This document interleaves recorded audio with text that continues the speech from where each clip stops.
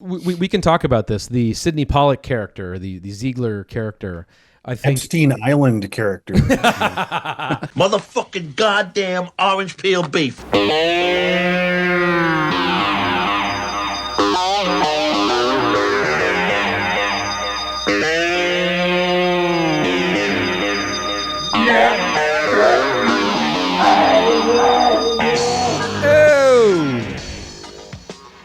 It's 1 fucking hour time. I, of course, am Evan Husney. Can't even fucking speak at the top of the goddamn show.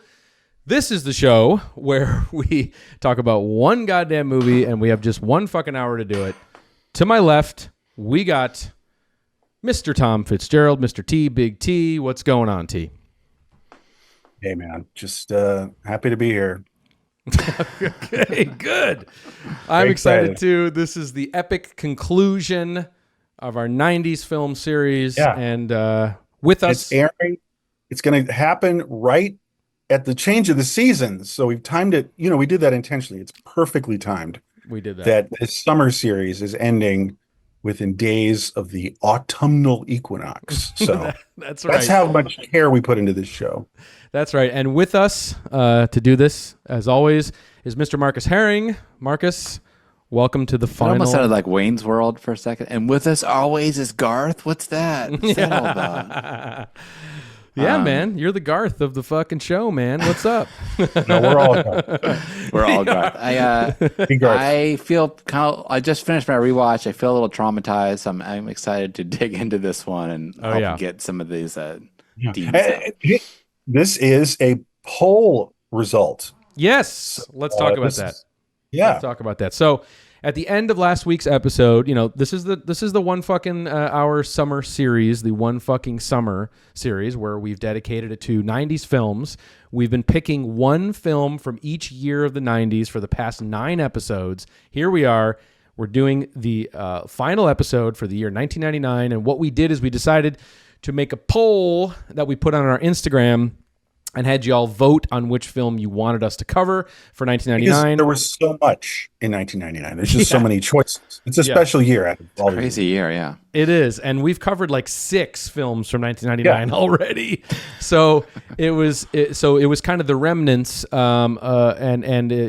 know, you all picked between Blair Witch Project, Office Space, American Beauty, but shockingly, to my surprise, what won tonight's poll for the film is Stanley Kubrick's Eyes Wide Shut. So that is what we'll be getting into tonight. I too was surprised. I thought that was sort of like filler and just a fill-in title, and I thought there would be a lot of enthusiasm. BW or Office Space, but no. Yeah. So this is people what they want. Yeah, exactly. We'll have to circle around to those other films at some point because I just have a feeling, I just want to say it here on the air, because at first glance it might not feel that interesting to you, but I think an American Beauty episode would be fun for this show.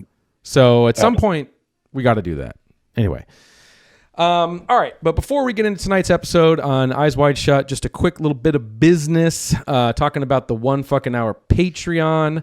Patreon.com/1 fucking hour is where you can sign up for just $5 a month and get instant access to all of our audio commentary tracks, bonus episodes, and you also get 24-hour early access to all the new shows. If you like what we're doing here, it's the best way to support the show. A ton of you signed up already. Super appreciate that. Helps us keep this thing going. And we're about to put up a new bonus episode. I'm very excited about this, and it's going to be themed around this 90s-ness that we've been messing with. Tom, what are we doing for our next bonus ep? Well, it's a sister to this series, but it is going to be, instead of film of the 90s, it's going to be music of the 90s. And I was thinking about it because we kept rattling off albums. You know, we were going through the years like, 93, like, blah. And I was like, well, let's just fucking double down and go for it. So it's going to be like this series. We are going to pick a film. Each of us individually are going to pick 1 album per year. So Marcus went bananas in 1997. He picked blah. Right. Or like Evan's all about blah in 1992. You know. So it's pretty much. I'm excited. It's pretty much all of us going round robin, picking our fave albums of the year for each year of the 90s. We're going to break it down, see what the crossover is, see what the differences are. I'm very excited. That'll be up on the Patreon very soon. Get into some music chat. It'll be a surprise to each of us. Yeah.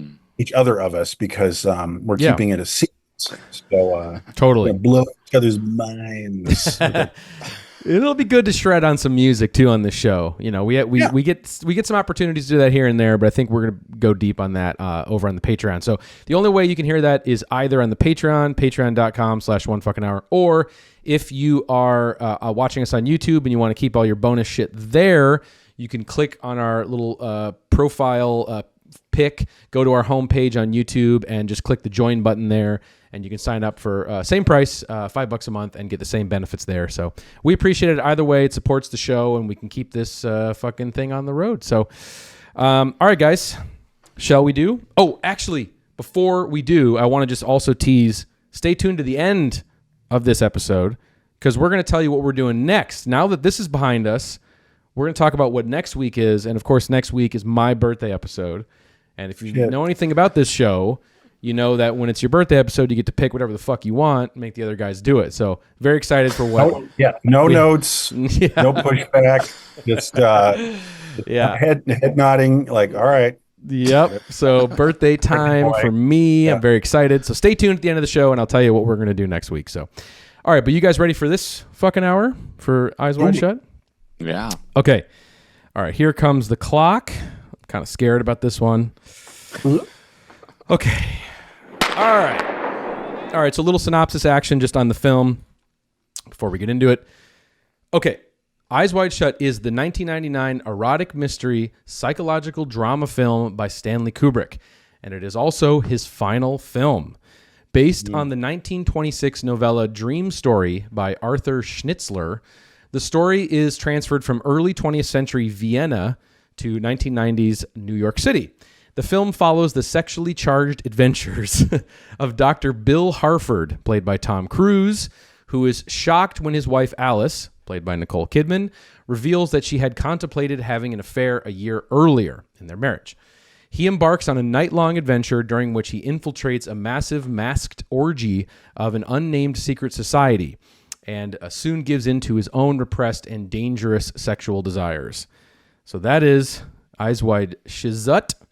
Guys, when I was watching this, again, I've seen this movie many times. It's kind of one of these movies where I watch it, I kind of forget about it, many years go by, and I revisit it and kind of watch it and go, oh yeah, I kind of dig this, you know? Yeah. And to me, on this last rewatch, what stuck out to me, maybe because I hadn't watched it since we've been doing the show, and we've been talking a lot about, you know, we've covered films of Roman Polanski and films of David Lynch, and this movie really felt like a mashup of Polanski and Lynch to me in a lot of ways. Yeah, sort of Polanski. Totally, like the Polanski side being the psychological tension of like identity and sexuality, and then mixed with that Lynch sort of moody noir, you know, film set in a dreamscape or set in the subconscious. You know, it felt very much like that to me, which was cool. I love that space when anyone's playing in that space. That's not, I mean, other than The Shining, you know, as it accumulates its madness, he doesn't always get into that kind of film style or approach, you know. Yeah. So it was refreshing, you know. You know, like his previous films, Full Metal Jacket is very hyper realistic, you know, with flourishes, you know. So it's very cool to see him get into that neighborhood again, I guess, since The Shining. Sure. And obviously this film has its roots, as I mentioned. You know, we're talking about Austria, so we're talking Freudian, you know, living in the Freudian psychoanalysis, venturing deep into timing. Bad timing, of course, yeah. Venturing deep into the repressed sexuality. So one thing I think we should just start, if you don't mind my preamble here, into just kind of what this movie is about. What the fuck's going on with this movie, right? So, because it has such a weird history, it's got this almost legendary mythological history in terms of its production. It's his last film. A Stanley Kubrick movie comes out in 1999, which is so crazy. you sort of have like, Tom, you famously said like 99 was the year South Park had a movie and Stanley Kubrick had a movie, Right. And this film does not feel for a second like 1999, No. which is very unique. But what's going on with this? What is Kubrick's intention with this movie? And one scene that really stuck out to me on this watch was when Tom Cruise, the day after his sort of sexual misadventure, he comes home from work, and it's a little quiet scene where, Nicole Kidman is working on homework with her daughter, and she's helping her with math problems. And, that's sort of showing us, okay, what I think a lot of what this movie is about is the roles of people in marriage, and shows her as the domestic mother, and then it cuts into this close-up of her, and we hear the audio flashback of her recounting this orgy dream fantasy that she recanted the day before. I don't know how many guys I was fucking. Yeah, right. Exactly. And to me, like, that's this movie. This movie is about the roles people play in marriage or in a relationship, and how society, the confines of society kind of tie you down, in these relationships, and that's becomes so calcified. And so the idea of cheating and transgressing, is the one thing that your psyche thinks can help you break through, like break out of your own reality. And so I think what's interesting is that this film allows like Tom's character and Nicole's character to sort of live out their desires and their dream scenarios, like right to the edge, and then in the end, they come back and they find each other, and I think that's pretty interesting, because I think one big criticism about this movie, then I'll open up to you guys, is that I think a lot of people took the film very literally when it came out. Like in terms of the plot, in terms of what happens in the film, but because of its like, origins in the psyche and subconscious and that type of literature and stuff, it is more of a dream landscape film. But I do think it's cool that you can watch it as a noir kind of thriller, but then it's also like a subconscious exploration film. So I think that's pretty cool, I hear what you're saying. He doesn't tip his hand to like overt symbolism. There's no like midget talking back. It's kind of like you were saying. It is like Polanski. Like it is. Everything in The Tenant, for instance, is plausible. Right. It doesn't break the rule and become uncanny or anything like that. So, I don't know. The first thing that always hit me, and by the way, I saw this film only once, right when it came out, and then I had never since yesterday. So, and I was kind of like going like, I didn't know like how I'd respond. I was like, oh, am I going to go like, this is a turkey? Because I remember being interested in it when it first came out. Sure. But then I completely forgot about it, like you were saying, kind of. And then, but then I was really enraptured with it, and I got very comfy. And it's becoming fall, sort of here, at least in LA. Fall. And it was kind of chilly, and like I had my headphones on, actually, my big cans, and so I was really getting enraptured with it, especially in the first part. Yeah. It's a Christmas movie. It is. So that's why I brought up the seasons, like chill in the air. There's Christmas trees in every place he goes. There's a Christmas tree. Yeah. And there's also the glowing lights of Christmas trees, and just he was really into the warm glow of all kinds of lighting and interiors, warm, rich people, New York interiors, and it was very intoxicating. Yeah. Hearing the sound in my headphones, and I was just the first half of the film was really getting swept up in something. I don't really know what it was, but it was a world, and he doesn't break that. And I found that he's so good at making worlds. He loves two things. He loves making worlds, and he loves making them in England. So maybe which we'll get into. Yeah. So we'll do that later. Yeah.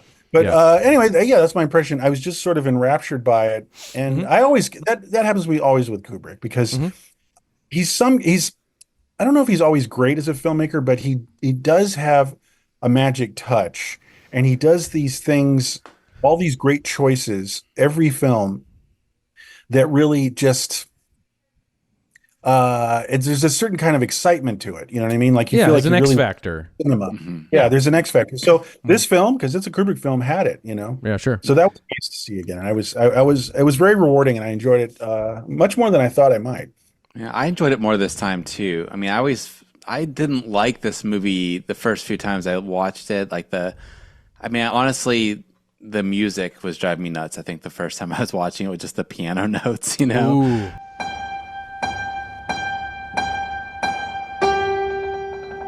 Noted. Does anybody know anything? Right, C sharp. But so the music bugged me, and then I found it like really unrelatable when I was younger watching this film because it's like the characters are like these super rich. They were older, like middle-aged, super rich. There's this sort of weird horniness, and the way they were interacting with each other is really off-putting. And let's smoke some. Yeah, right. We'll get to that. They did a bad thing. Yeah, exactly. They did a bad thing. I knew that honestly, not to blow your spot, I knew like when I was thinking, what's Marcus going to say about the movie tonight? The piano note and I did a bad thing is going to be in the first. On the Chris Isaac, I was like 3, 2, 1. Marcus. Yeah, right. I knew it. Go ahead, Marcus. It's hard. I mean, that really sets the stage for like for me when I was younger watching this was like this is not for me, this kind of movie. Yeah. And then just the yelling. She said every time she said, "fucking," we're fucking, and like I cringe. I still kind of cringe every time she says it. Nicole. But however, I found it much more enjoyable. This, unlike Kubrick, every time you watch it, you get something more out of it. You see the craft of it. Yeah. And so I enjoyed it much more this time. I think, Evan, you had like an intro about this, or you had like an intro to this question, but now I can't remember. I'm just stating my personal opinion about it. But that's fine. No, that's good. So let's just get a little bit into the source material, a little bit into the backstory, and then there's so much to talk about. So I'm gonna try to get through all this. So obviously, as I mentioned, the film is based on this Schnitzler novella, which is interesting because it was written at the same time Freud was beginning to investigate the structure of the psyche, and a core element of this film, as I was mentioning, is like, the power of eros, transcending the boundaries, created by society and class, but with a fatal result, and the idea that love and death are closely linked, as they are in the Freudian theory and things like that. So this guilt, shame. Yes, of course, which you see that in display in the whole film. So in the late 60s, I think it was 1968, Stanley Kubrick reads this novella, buys the rights to the book. He felt the story was an ideal foundation for some sort of cinematic exploration of sexual relations and all the tension and jealousy and passion that come with it. He felt that would be very dramatic. And this happened right after 2001. He's like, what's my next project? Wow. So right before Clockwork Orange. Holy shit. Think about that. That's pretty crazy. Yeah. So, except his version of Dream Story. It would have starred Terrence Stamp or something, Well, let me tell you. Oh. No, it's actually, even weirder. It's much weirder. It's weirder. So, he didn't get around to really thinking about making the film, though, until the 70s. And he wanted to adapt the book as a sex comedy with a, quote, wild and somber streak running through it that would either star Steve Martin or Woody Allen. No. Yeah, well, he didn't do it. Like, he didn't do that. I do kind of want to see that one, though. Sure. To be honest. AI right around the corner. Yeah, I mean, it could be like an After Hours ish tone, maybe. I don't know. No, I know. Yeah, that's true. It sounds bad on paper. It'd be more neurotic. Woody Allen actually could. I could totally envision, but Steve Martin is like, it's getting uncanny valley. Yeah. There were other people they considered later, in the right? 80s. Like in the 80s, yeah. So then in the 80s comes around, and he's like Tom Hanks, Bill Murray, Dustin Hoffman, Warren Beatty, Albert Brooks, Alan Alda, motherfuckers. And that one stuck out at me too because it's like all that jazz. All the jazz. Shout out to our. It's so funny that they wanted to, people envisioned him in these leading roles like that. I'm like, am I missing something here? Like a second, like no. But what's interesting is that the actual book itself has a lot to do with Judaism, which is very interesting. The characters are Jewish, and it's about more of that culture and society at the time. Kubrick obviously stripped all that away and determined that his Dr. Bill character should be more of a, quote, Harrison Fordish goy, end quote, and created, the surname of Hartford as an allusion to Harrison Ford. So that was someone he envisioned.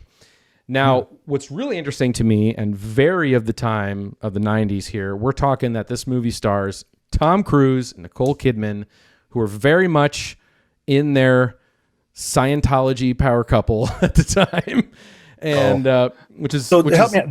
They were straight up married at the time. Straight up married. And you have to imagine that Kubrick, it was a very deliberate choice to go after Tom and Nicole. Because I believe he thought that by using a real married couple, he could exploit a lot of that real tension in one's relationship and bring some of that extra added authenticity to their performances. And I mean, people have said that he would psychoanalyze them about their own marriage constantly during the production of this film and try to turn that into, have that reflect in the performances. But they are such a perfect example, a perfect couple to pick, because they're the hottest thing at the time. They're like the most talked about couple. And evidence of him wanting to get a real married couple is backed up by the fact that he was also circling Alec Baldwin and Kim Basinger as well, too, who were also married at the time. So something that was very important to him. But the production of this movie is it's the story of legend. This holds the Guinness World Record for the longest continual film shoot of any movie. They spent 15 months. Literally? 15 months filming this movie. That's gnarly. It is gnarly.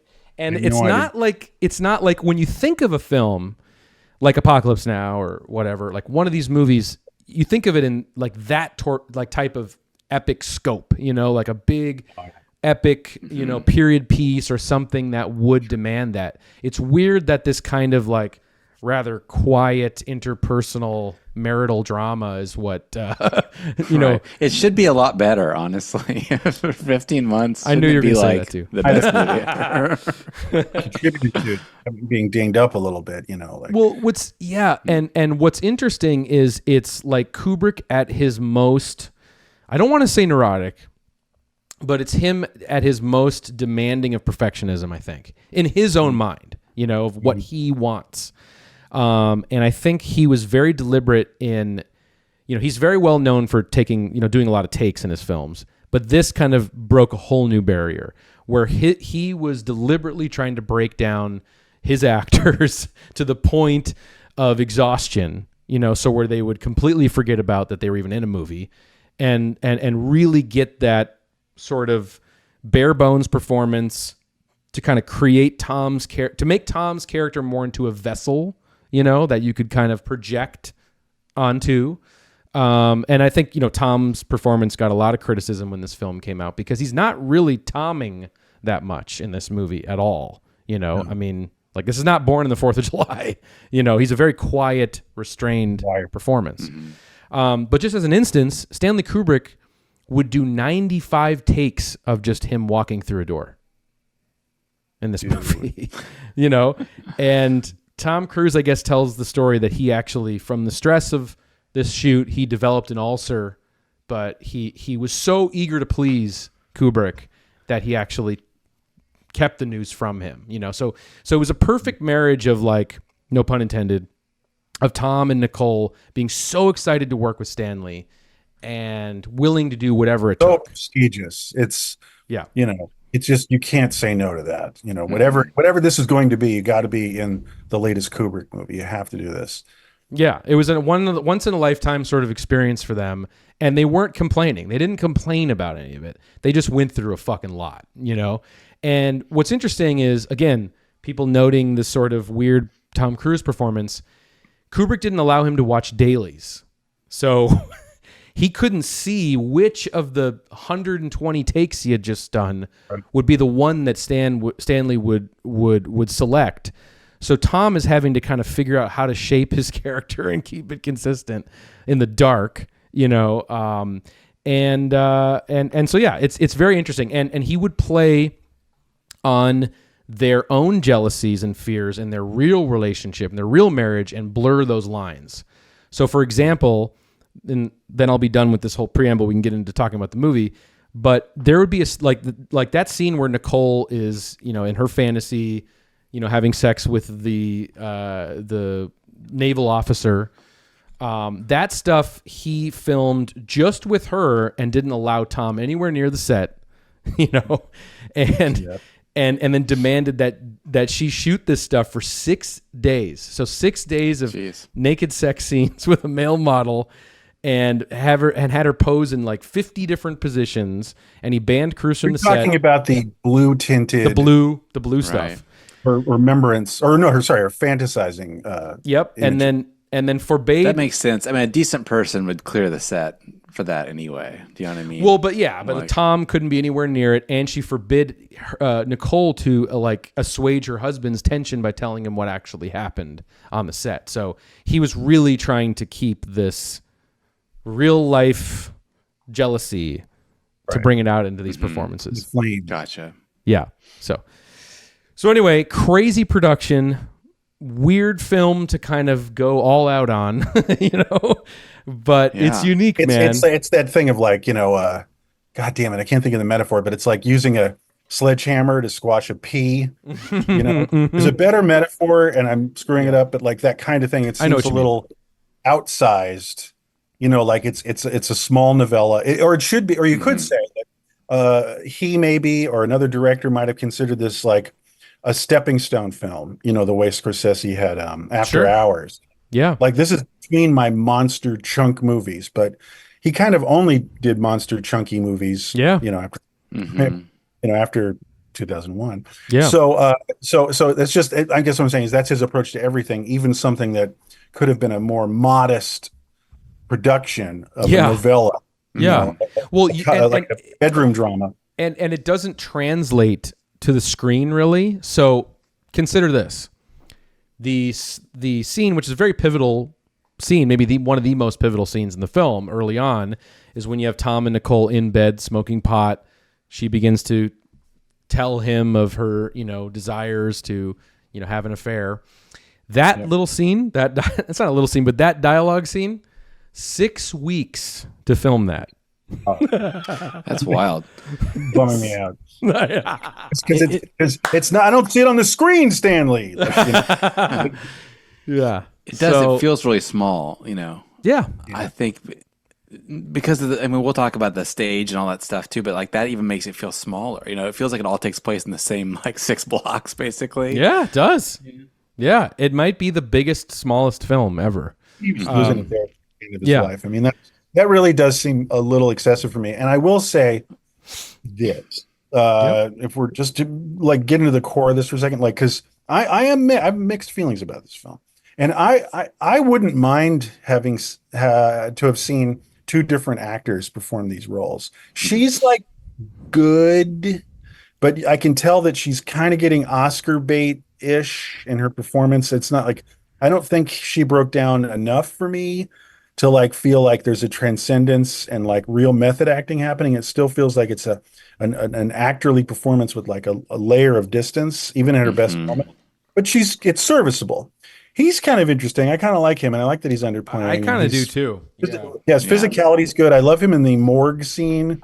Yes, purely physical, and it's quite creepy. He's like reaching down to kiss her and stuff. So I think he goes further and deeper, but I don't know if she really transcends anything other than like serviceable acting. So I guess all I'm saying is, long story short, is, you know, like with a different set of actors, I could see maybe going crazy and doing this for 6 weeks might have been very rewarding, but I feel like she's not the greatest well to try to tap to get into this transcendent acting. Right.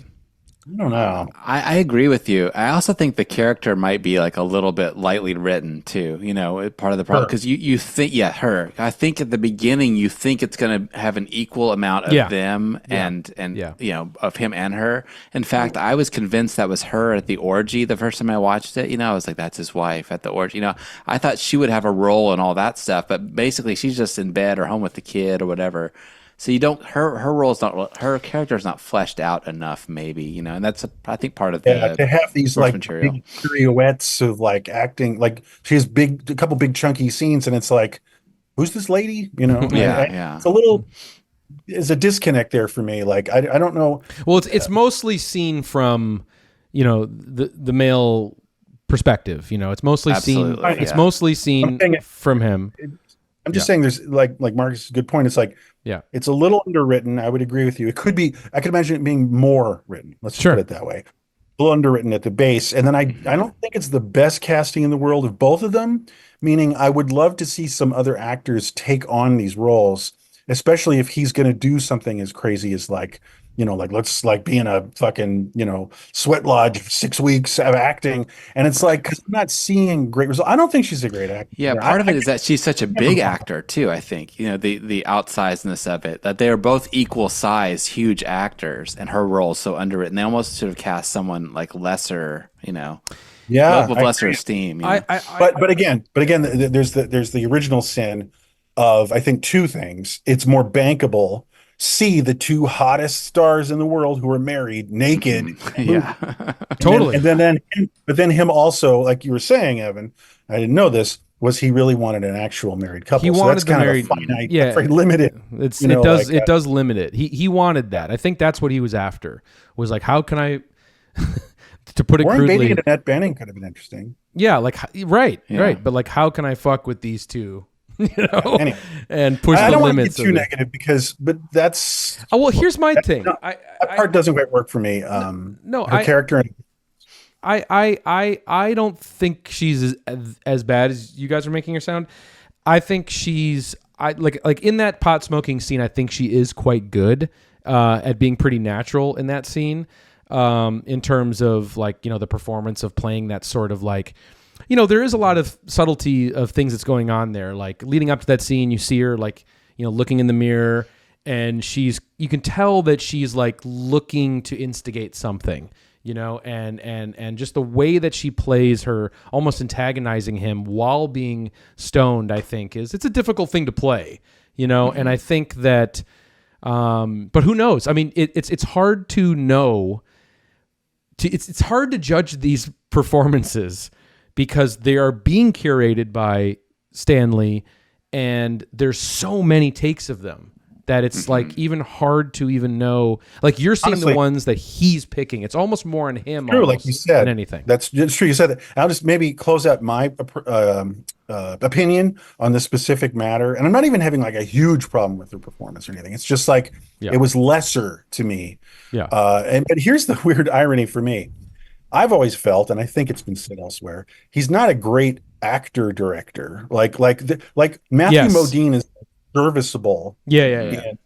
In the second half of Private Ryan. Private Ryan. Holy shit. Of Full Metal Jacket. Okay. Yeah. Like he doesn't, like he lucks out when he gets like McDowell, Clockwork Orange, Shining, Jack Nicholson, and and D'Onofrio is incredible actually. Mm-hmm. Yep. Right.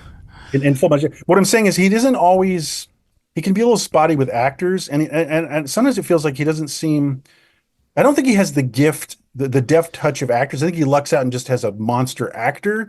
And I think here he doesn't have monster actors in both. Well, I think that was deliberate. I do think that was deliberate because of everything I've with this film in particular, what I've found in his intention, whether it worked or not, was to reduce and reduce and reduce and reduce. And so he's trying to take Tom and make him, like I said earlier, a vessel, and someone who's just I don't want to be like, to compare it to like Bresson would do the same thing. It's like he didn't consider like film actors the same thing as a stage actor. It's like they're just scenery in the shot, and we're gonna strip the performance away. So then it's cinema, and so I think that's kind of what he was trying to do here. He does that. He does that a lot. Well, we can move on because I want to touch on something real quick. I think like the just trying to sort out like what his intention was in making this film. Like, what did he want to say? What was he trying to what was his interest in this story? Is an exercise. I think it's really interesting. I'm still, it's rolling around in my head. I can't quite figure it out, but yeah, it was more complicated by the fact that I went back to the source material and I didn't read the book, but I watched another adaptation of the same story from Austria in 1969. Yes. Another version of this story called Traumnovelle. That's the name of the novella. Right. Right. It's like dream story, right? Yeah. It was very weird to watch because so it stars Karl-Heinz Bohm from Fox and Friends. He plays Max in Fox and His Friends. Shout out. That was weird. But it takes place in Vienna. Like it's like carriages and horses and like gas lamp era. But the amount of parallel scenes, I mean, it made me think that this film is directly referencing the novel like almost constantly. I mean, there's the wife talking about her sex fantasy. There's the daughter of a dead patient who's in love with him. There's drunken dudes on the street who bully him. He meets a prostitute that's like the Domino character. The piano player has a secret job. There's a costume shop that opens up late at night. That the daughters of the costume shop workers pimped out. She has a weird crush on the main character. There's Secret Society of Masks. There's the line, "I'm willing to redeem him." There's a hotel clerk. The Domino character has a disease. They don't say it's AIDS, but it says a disease.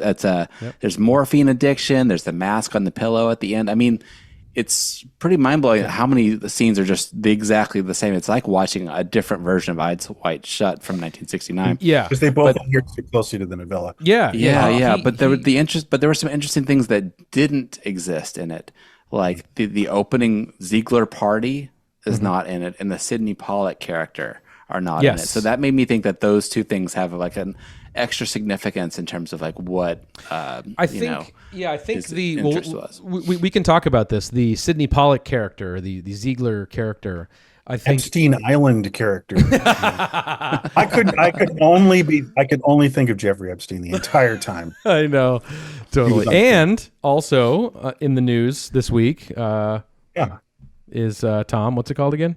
People are forgetting that the original title of the novella was called Freak Off, right? P.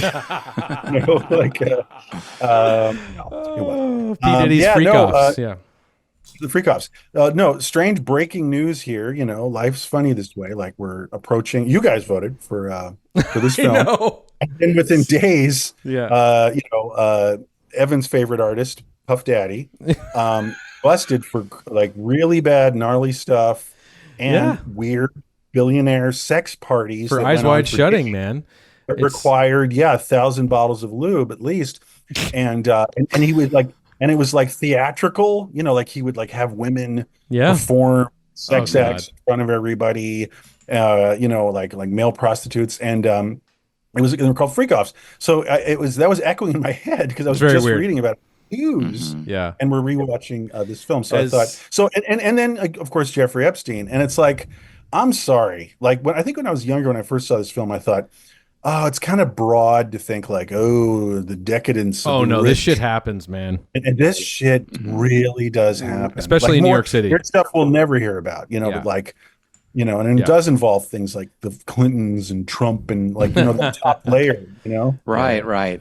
I don't think I totally agree with you. And there's the theory like that, like he was given access to that, world and was like, this was his message to tell people that these things existed, or Kubrick had seen that in being a rich guy, or whatever. There's that sort of theory that this movie is him like sort of telling the world what he's seen, or something. I don't think that part of it's true, but it is so weird. I do think that this movie influenced culture to like think about the rich elite and their weird sex orgies and stuff. And I mean, like the Alex Jones like Bohemian Grove documentary where he sneaks into Bohemian Grove and like video with a camera shaped like a beeper and videotapes all these guys in robes and stuff. That's like next year, you know. So maybe he even was like inspired by this film to go investigate that world and actually uncovered something that's like, you know, they're not like having a big orgy, but it is very weird. The rich elite doing this mock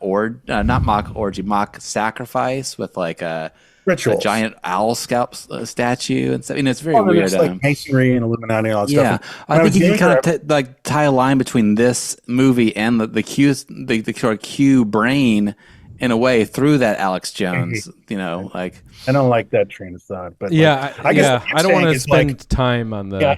That kind of bumps well, me you out brought up because I think Epstein. that- I don't know. It's the same thing. You know, it's the same It's not. story. I mean, Epstein is like, well, this is what my point is. Like, there's a lot of highfalutin possibility, like rumors and conspiracy.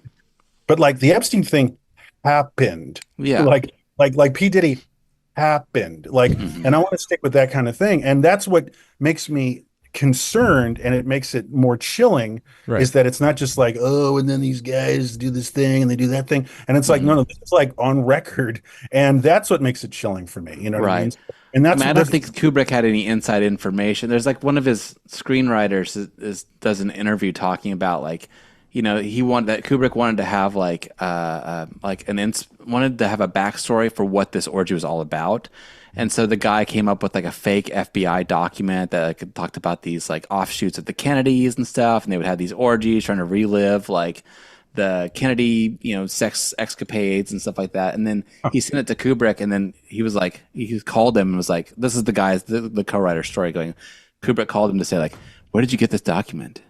You know, if you have inside information, you really need to tell me. And the guy's like, I just made it up, you know. And he's like, are you sure? Like, if you have sources, I want to know, you know. So I think, and he was, I guess, in the Kubrick archives too, are all these like books on the occult and, you know, and with that touch on these secret like sex societies and stuff like that. So it was like in his preferred reading list and something he was curious about himself. But I don't think he had like, I don't think the idea that he's like, this is his message to the world or whatever. Based on that sounds like 4chan. Okay, I gotta cut you guys off because we gotta start talking about this movie. So let's get to some of the set pieces here. Okay, so we talked about, you know, the pot smoking scene. Tom's jealousy sort of emerges from this. That gives him the license to explore, you know, that side of himself, and that's what sets off him in this subconscious journey, living out these sort of dangerous fantasies that he has. And what's very weird stylistic choice, but it comes with some, you know, weird personal quirk, is the idea that, you know, we see Tom going out into Greenwich Village, but it's not the real Greenwich Village. No, Stanley Kubrick reconstructed Greenwich Village, basically 2 square blocks in a London soundstage. So insane. Mainly because, and this is the theory, is that he had a crippling fear of flying and he did not want to leave London. So I'm going to bring New York to London. You know, I got to say, like when I heard about this when it first came out, and it was used to deride the film. It was like, you know, like trashing it. Yeah, yeah. What do you think? But really, when I watch it, I don't have to. Okay, it isn't a dreamscape in general, the film. Yeah. So there's nothing wrong with having a New York that's not quite New York that assists the dreamscape. Because you know what I've realized last night? I've been going to Cafe Reggio a lot when I go to the city, New York City, and he goes to Cafe Reggio when he gets the cappuccino. Yeah. Pretty much. You know, like that's the mock-up of Cafe Reggio because of the Village. And it's a late night coffee place, and I'm like, oh, that's too weird, because I go there all the time and it's like not that, but it is that. So that really assists in the dream quality. And like I look at the like there's like fake graffiti on a stop sign, and it's like someone. It's like so like it's you know, it's almost like Schenectady. What's that film? Schenectady, New York. Schenectady, New York. Or like Playtime, like a Jacques Tati thing or something. Yeah, exactly. So I think it's great. Like even if that's not quite his intention to make it like a dream world, New York City. It's happening. It works. Because of this. That's what I Yeah, thought. it works. I thought it was an it's great. accidental. I love it. I thought it was a sort of accidental art thing where Exactly. you know the New York City set works thematically with the subject matter. Oh, Very I love weird it. choices of Tom walking, you know, in front of rear projection of New York City too. Yeah. That he just squeaks by working, you know, but it does make it feel. It adds to the dream-like quality. Everything's of a little the film. off. It's off, yeah, which I like. Just want to talk about Nick Nightingale, the piano player. Love him. The nightclub scene, again, obviously it invokes that Lynch sort of feeling. Even in the acting too, it feels a little Yes, totally. like that. And obviously, Especially with- yeah, especially with Nick and the fact that he's kind of been giving him the secret password. Now there's intrigue, and we're about to go on this. the blue key kind of It's thing. the blue key. Stanley for has sure. a cameo in that scene too. I don't know if you saw him in the background there. Oh, right. That's right. And so let's just get into it because this is a huge chunk of the movie. We get to the house, right? The house where this orgy is taking place. I love that we see Nick Nightingale, you know, doing the jazz thing in the nightclub, but here he's got like the Yanni new age synth setup. Yeah. You know, like, choral, like organ, and he's blindfolded. yeah, You know. great, love it. And you know, it's like when you first walk into the house with Tom, it's, you know, it is kind of breathtaking. I don't know, for me at least. Like that scene with the Steadicam, that weird chanting music, it just couldn't feel further than a film from 1999. I know I keep you're saying right. that, but it does not feel No, like and, a film. and it's from and that's part of the intoxication for me. Like I remember when I saw it in a theater back then, it felt like I was going to see this really wild European film in the New York Film Festival in 1968. It had a very yeah, it's very European feeling film. it does. You know what I mean? Yeah, And for sure. and you know, I got to say, yes, the music, that piano single note thing is a little like nails in the head, but the music dig that it. you're describing. No, I know it's cool, but it's just like that's not all the music at the house. It's The orgy music's good. Yeah. Yeah, Yeah. The music that he's talking about when he comes in is quite that- effective in all It's that. that it's like yum yum yum. Yeah. You know.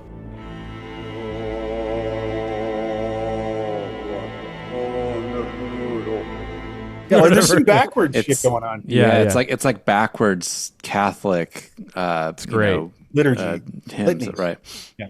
No, but the other thing that I thought, again, in my memory, like, this movie, like I thought it would be, and you said this yourself, Marcus, was like, oh, like let's get some New Orleans masks, you know, like Mardi Gras. And I was like, oh yeah.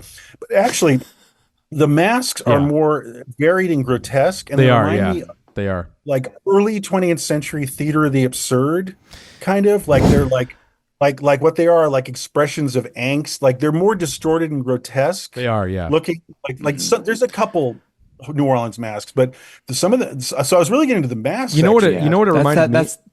Oh, go ahead. Well, do you know what it reminded me of? Is it really that whole scene? Just real quick to bring it back to just seeing the opening of going into this house and seeing it in the music and the masks. Reminded me of The Shining a little bit. You know, that scene with the Yes. people in the animal masks, and Absolutely. there's that, you know, just the rotating Steadicam, and then it cuts to like these hard cuts of like the people in the masks like looking directly into the lens, like Hell yeah.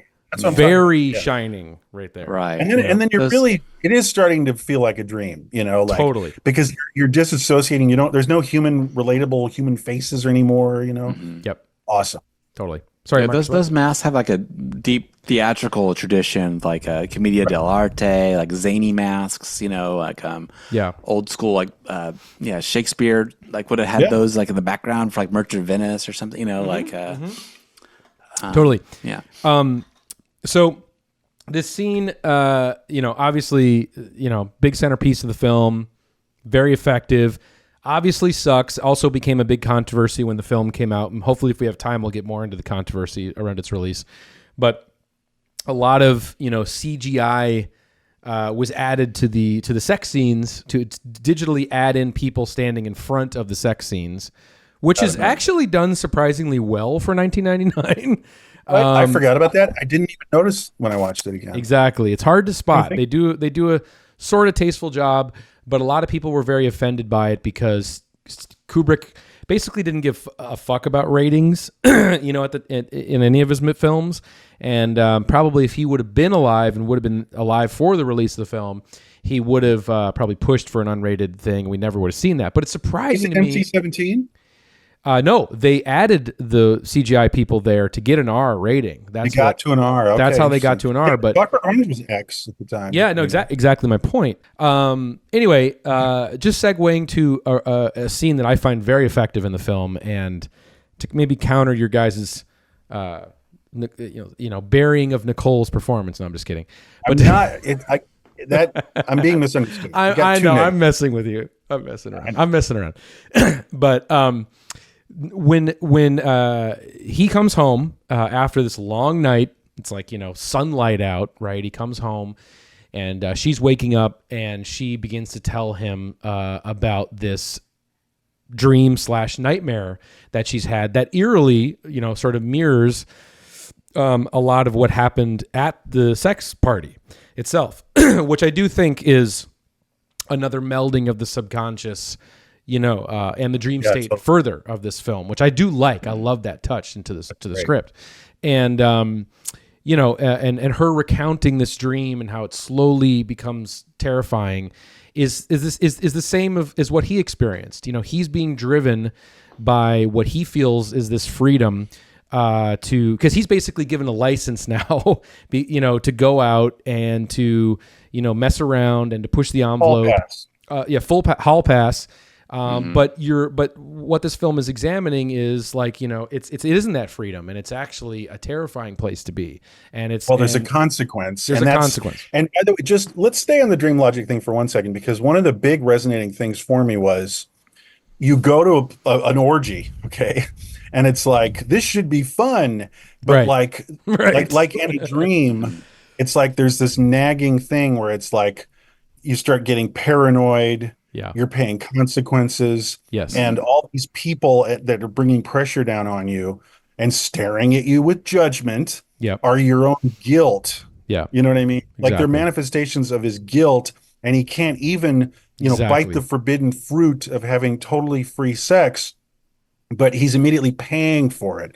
And like the prostitute that got AIDS, paying for it, which is specifically a 90s thing, by the way, that people, modern times, people don't really think that too much about it, but like sex had a cloud under it for a long time, especially by the early 90s, where it was just like, here's the danger. I might die, Exactly. Like that's gone. But that was a thing. But I don't want to stick too much on the contemporary issue of that. But just what really resonated with me was like this big, broad cinematic representation of this elemental emotion, which is like sex guilt. Yes. And it's the internal issue is externalized in this grand operatic way. And I really love it. Me too. I think it's really smart, in terms of, obviously it's deeply rooted in the source material, but it's effectively done here, I think, in this movie. And again, I just go back to a lot of people being sort of, dismissive of this movie at first, because I think they were taking it so literal, just that this was a thriller, a 90s thriller, but there's so much more going on. Anyway, I don't think the orgies described that thoroughly in the book either. There's masks and stuff, but they don't talk about it that much. So he is given, that there's a pretty blank palette to paint this on, just don't. Totally.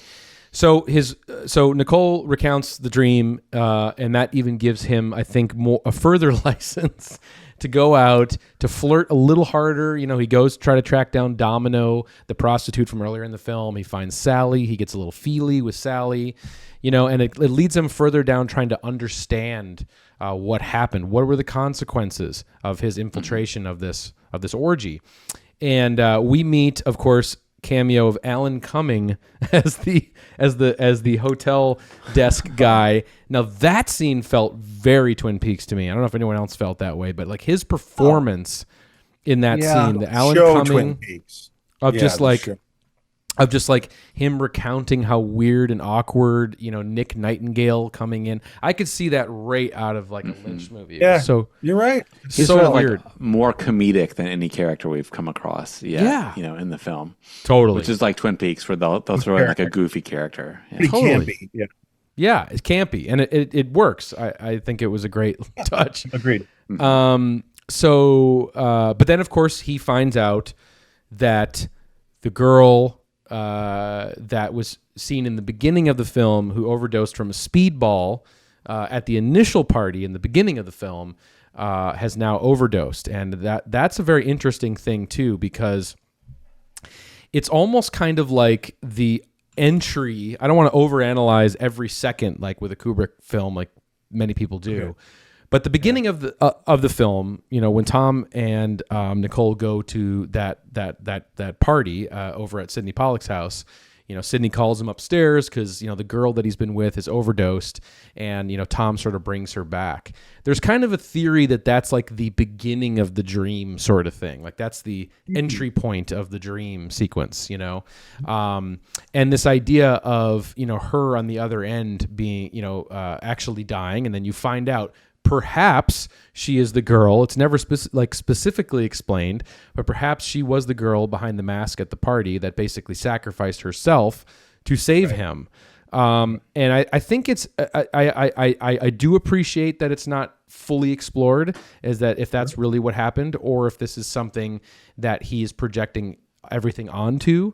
I think it does work both ways. I think it works as a noir story kind of concept, or as a subconscious guilt sort of concept, which I do like. Maybe with loose ends, almost like a hold on your hats, folks. Almost like a Robe Grier kind of film, Sure. Where it really, like it feels like it's a detective story. Yeah, right. It feels like a detective story, but it's like characters wander away. And totally. Right. Totally. That is way more Euro. Yeah, it's unresolved. The mystery is sort of unresolved. Love it. But the emotions are real, like the emotions of like, as you said earlier, when he's seeing her dead body in the morgue is real. I was really taken by that. Like the filmmaking of it, like I didn't know, it's just a great moment where the film winds up. Yeah. Because, the film is often very lush, as we're saying, but it's just this cold blue stark. He's alone. Yeah. And I was taking a step back, and I was like, you're watching like a guy like getting very weird very quickly with a dead body. Yeah. And I'm going to get extra weird, guys. Like it's a beautiful naked dead body, And so it's like, the whole thing, Eros and Thanatos, like you said before, is like right there in the moment. Like it's a beautiful young woman, fully naked, fully dead. And he's like just getting strange with her, and he's like coming down to maybe try to kiss her forehead or something. Yeah, it's very creepy. Yeah, I love that. That was me too. About as good as it gets with Kubrick for me. Yeah, totally. Agreed. One flourish then we find, which adds another little nightmarish tension to the film, and this is the most Polanski shot in the whole flick, is when we're again on the streets of New York City, and he's being followed. New York City, air quotes. And being followed by a creepy bald guy from across the street, which is that feels like a European spy, Cold War. Just the way it's framed, though, feels like something out of The Tenet. It's great, love it. So then we get to this great sequence, which I know, Tom, you're going to want to talk about a little bit before we get to the last few scenes of the film. But the big Sidney Pollack reveal. The reveal when Tom goes to his house and finds out that Sidney was at the party, and he goes to explain that, you were there, you shouldn't have been there, but everything you saw in terms of that, woman sacrificing herself for you and all of that stuff was staged to scare the fuck out of you, It's like, what's that story? The Magus? I'm getting very pretentious tonight, but sure, let's go. Like the Magus, like it all reveals to be play for, or the Magus is that's what that movie by Fincher, The Game, is based on. Yes, you see what I'm saying? Like, yes, this is very Fincher too. This movie, in a lot of ways, it is. No, so anyway, so Pollock. I mean, like I said before, Epstein Island. I literally kept rattling that off in my head. It's a chilling performance because he is kind of a warm, fuzzy, like, your friend's dad teddy bear kind of guy. Pollock, but he's breaking down like, listen, I'm plugged into the mainframe of the darkest forces of human civilization. and you don't want to touch this. This is a third rail. Just trust me, buddy. Like I'm in the center of this stuff, and it's bad. It's dark, and people disappear and stuff, and people die. But he's like warm and fuzzy, and it just made it very chilling. It reminded me of that scene with Ned Beatty playing like a magnate, like in Network. Does anyone know what I'm saying? Yeah, I Like, do. there's a I do. scene Okay, there's a scene in Network with Ned Beatty, who's playing basically like the big oil company CEO. He's like, "This is the way the world really works," and it was kind of those "this is the way the world really works" Yeah. breakdowns, and that's maybe all I was saying before. Forget all the Alex Jones stuff and conspiracies. I mean, like the way the world really does work is quite dark, Yes. and it is controlled by just a handful of people, and Yeah. and he's like in that world, Hmm. and it's just a great moment that happens once in a while in film where it's like that chilling breakdown of getting a clue, a window briefly. Right. The dark forces. It does help resolve that secret society part of the story too, in a way. Like I said earlier, this scene and the opening party aren't in the adaptation, which makes me think that Right. they have more weight. So it's like, he's Sidney Pollock's pool table is red there, like the carpet and like the red cloak guy, and there's someone done an analysis of like him tapping on the table with the ball and the way he's moving it is like similar to like the red cloak, person and pointing at him. There's an analysis of it saying that it's the same guy, and like people have pointed out that like the big party, Sidney Pollock's party at the beginning is like, is sort of parallel with the big orgy party. Like they're the same party. Only like the orgy party removes all the rich society trappings and the beautiful colored lights and stuff. But it's the same party with all these kind of gross, sex, rich, and super powerful kind of. Yeah. Right. And Or like a freak off. Yeah. I think there's also like what maybe Kubrick added to the material with this character is that like Sidney is sort of the dark side of Tom's character. He is sort of like the devil on his shoulder type of person too. Kind of a manifestation, if you will, of sort of the dark parts of, Tom's sort of exploration as he's going through in this film. Like if you really want to like look into all this, you're gonna have to grow up fast because this is the way shit really works. Yeah, Up right. here. Right. And Sidney Pollack is great in the film, by the way. The guy should have Love him. acted in 20,000 more films. He's amazing. He should have been in like every other film. I know. Yeah, he's Yeah. great. I just he's so good in Husbands and Wives. I want to give a shout out to that. Oh Woody yeah, Allen film. absolutely. Can I just mention one little parallel, just very briefly? Is Yeah, we got 5 I thought minutes. of real quick, Boogie Nights, right? Yep. The way it's like it's the big fun pool party when he's being introduced with everybody, and it's like it looks fun, and it's like Mama told me not to come, right? Okay. Yep. But then like it cuts to like a woman ODing in the bedroom. Yeah. And I really thought of that. There was no intentionality. Maybe Kubrick didn't even see Boogie Nights, but I'm just saying No, it's it's that just kind very of thing where it's similar. like Yeah. everything's beautiful and fun, and there's gorgeous, sexy models giggling, and then it's just like Death. naked, Yeah. like woman, like about to die, and it's Yeah. just like there's something about that harshness Yeah. busting into the good times that it's another great scene like that. And one thing I forgot to mention too, when you were talking about the morgue thing and that weird moment between them, it is that relationship between love and death, that I think he was after in that from the source material, which I think works really well. Okay, so 2 quick things I wanted to point out. The scene when he comes back to the house for the second time. And when he goes to he goes to return the costume that he rented at the all-night costume shop, and I love that. I love it too. It's amazing. And but the mask isn't there, and so when he goes back home, of course Nicole has found the mask, which is very symbolic and very metaphorical. The idea that okay, now that she's found it. Tom's character is going to have to be honest about his desires and his temptations. It's forcing him to be honest, as he was not in the pot smoking sequence before.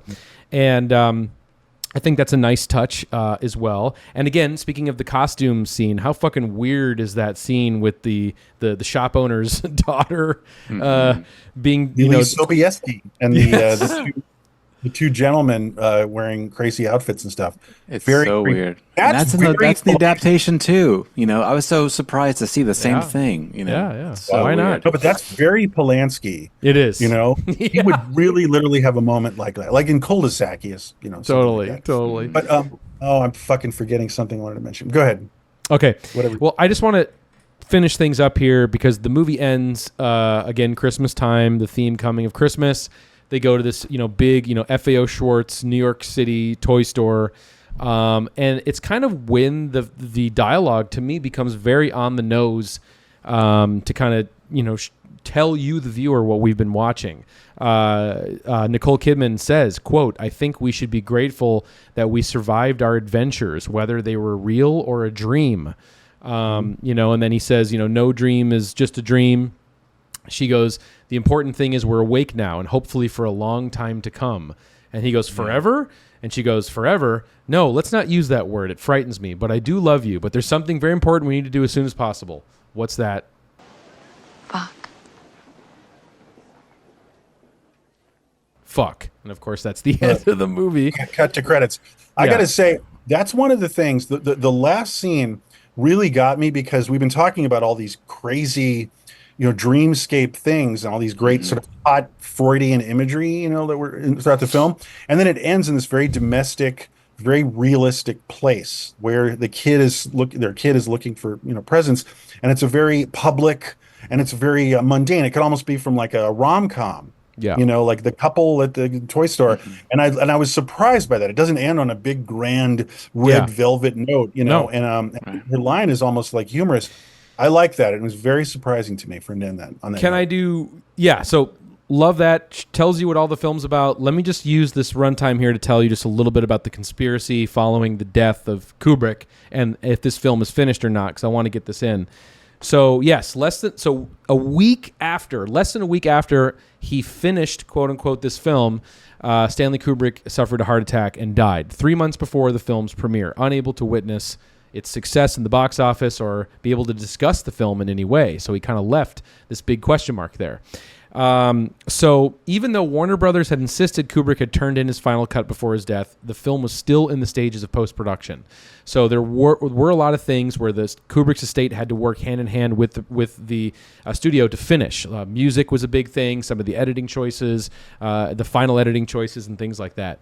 But one thing that's very interesting is that Garrett Brown, who's the guy who invented the Steadicam, he insisted that there was a lot more stuff that needed to be done before the film was finished. R. Lee Ermey from Full Metal Jacket said that he got a phone call from Kubrick, who phoned him 2 weeks before his death and expressed that he said that he thought the film was a piece of shit, his own film, and that he was disgusted with it, and the critics were going to have him for lunch.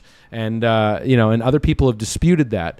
But it basically goes to show that there's a lot of mystery surrounding, was this film finished in the way that he wanted? Sorry. Yeah. Wow. I tried to get it all just in. A secret taken to the grave, Yeah. Because like I said before, Tiny Cheat is just, I did feel a slightly different hand once in a while than the Kubrick hand. People have said that too. People who know him. Last Cheat is a lot of the people in his family, like daughters and things or whatever, have said, this was his greatest cinematic. He felt this was his greatest cinematic achievement to deliver to the world. I'm paraphrasing, but that, there's a lot of there's a lot of different opinions on what he thought in this film. I heard he's not dead and he's on Epstein Island. Okay. A lot of rumors. All right, that's it. Okay, All so right. there we go. Not only is it 1 fucking hour and Eyes Wide Shut, everybody. That was one fucking summer. One film from each year of the 90s. We did it. 10 films, guys. How do you feel? I hope everybody had as much fun as we had. I will miss that decade, but it's a wrap, right? I'm ready to do it all over again. Let's do the 2000s. Oh, Fucking Little Miss Sunshine, Garden State. What's up? Fucking Napoleon The Dynamite. movie started getting good, right? Crash. Yeah, finally. Spider-Man 3 or whatever. Yeah. What's up? Yeah, let's do it. But it truly was a lot of fun. I think we covered a lot of different types of films, and Killer. I had a blast. Great decade. I'm sure we're going to return to it at some point down the line with many other films from the 90s we want to cover. But it's over and done with because we're going to sort of talk about what's going on here in the coming weeks. As mentioned earlier, it's been my turn for my birthday episode. I've done a couple in the past. Shout out to 1 fucking hour on Pin. What else? Oh, I did one fucking hour in the Matrix for one of my birthday episodes. We have fun here in our birthday episodes, so we get to kind of do whatever the hell we want, force the other guys to do what we want, so it's great. So I thought long and hard about what film I would pick for my birthday. And then I was trying to think a little outside the box. Like, is there something else, something different we can do? Just break the format. We just did this 90s film thing. And a lot of the films I would have picked for my film would have been a 90s film. And so I was like, I want to do something different and just kind of break the mold a little bit. So, growing up as a cinephile, not everyone loves this, but I love to make lists. I love lists. I love top 10 lists, top 100 lists. I anytime the Sight and Sound poll comes out, I'm like digging into it. 100? What's that? 100. I can't even imagine. Like in the mid 70s. I love lists, and honestly, as a kid growing up on the internet trying to find good movies, I would seek out people whose tastes I trusted. See what lists they got going on, sort of like a proto letterbox. Like, what do they like? lists and curation helped me to kind of find the movies that I like. That's how I got to where I am now. So lists, I love the demented, ridiculous, stupid exercise, almost near pointless exercise of ranking and making lists.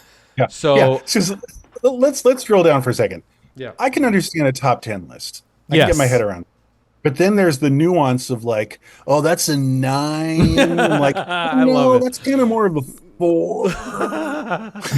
It's absurd. It's absurd and subjective. Wow, dude. It's absurd, subjective, stupid, but I find a lot of entertainment out of it, even if it's totally subjective. So you are a big list guy. I think some of our biggest arguments or tense moments were list related too. I'm not surprised. I love lists. So, shout out to Joey Izzo, David Chen. They're part of my list crew. Like me and them, we're making top lists. 5 friends. Top 5 friends. Joey Izzo.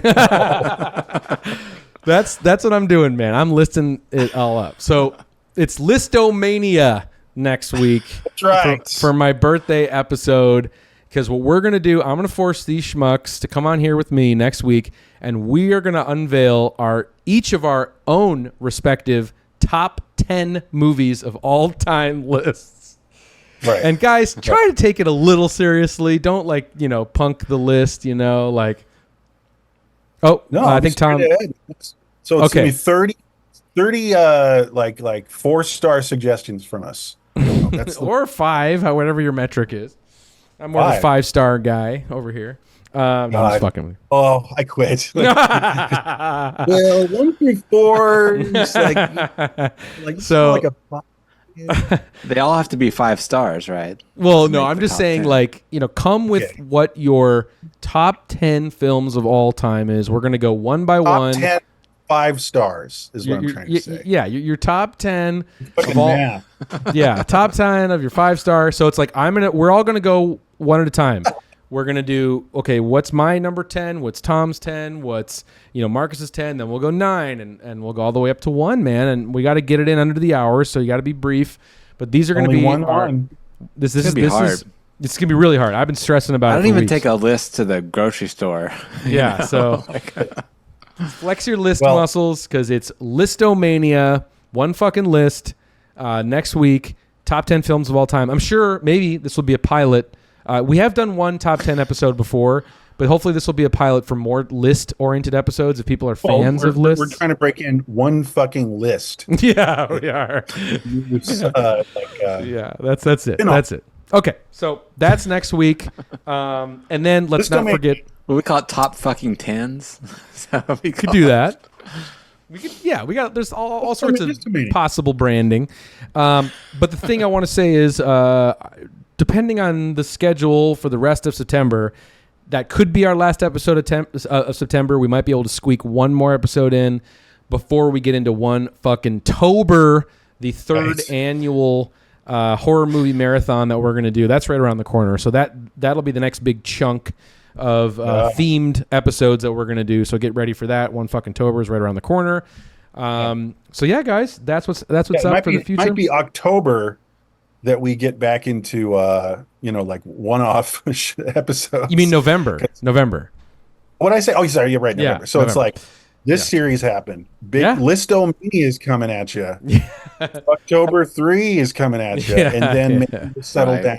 It's going to be a relief to get back to like non-themed episodes. I'm forgetting how that worked. Like, so we would talk about one movie. We're going to go back to talking about a movie from 1978 very soon. 1982. Yeah, 1982. We're going to get back. But that's what's lined up for right now. And just a quick one last shout out, of course, to the One Fucking Hour Patreon. Patreon.com/onefucking-hour is where you can get all of our bonus eps, 24-hour early access. And you're not going to want to miss our next bonus episode, which is going to be on our favorite 90s albums of the year for the entire decade. We're going to get into talking about music, our favorite records of the 90s. That's going to be a lot of fun.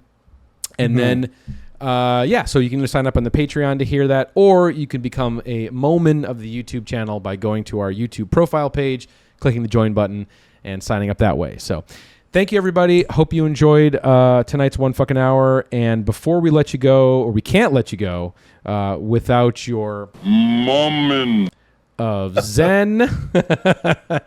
So, he kind of looks like he might fit into that party, like he could be there. Yeah, exactly. He's a valet. I don't know. All right. So, all right, everybody, have a good rest. He's the lube boy. Oh, get out of here. Freak off. Yeah, he's freak offing. Okay, everybody, have a good rest of your week, and we will catch you on the flip side for my birthday app. Get your top 10 lists ready, everybody. We want to hear your top 10 lists, too. List your lists. List your lists. In the comment. Yeah. All right, everybody, take care. See you next week. Bye-bye. What was the problem with Kubrick and Eyes Wide Shut? Well, he was a genius. Mr. Kubrick did some things I objected to. I didn't like. I thought they were disrespectful, and I won't be disrespected by him or anybody. And if any actor can help it, they should help it. Yeah. You don't want to get fired. No. But I was. Is that the Brooklyn in you, do you think? It's a sense of worth in me. Motherfucking goddamn orange peel beef.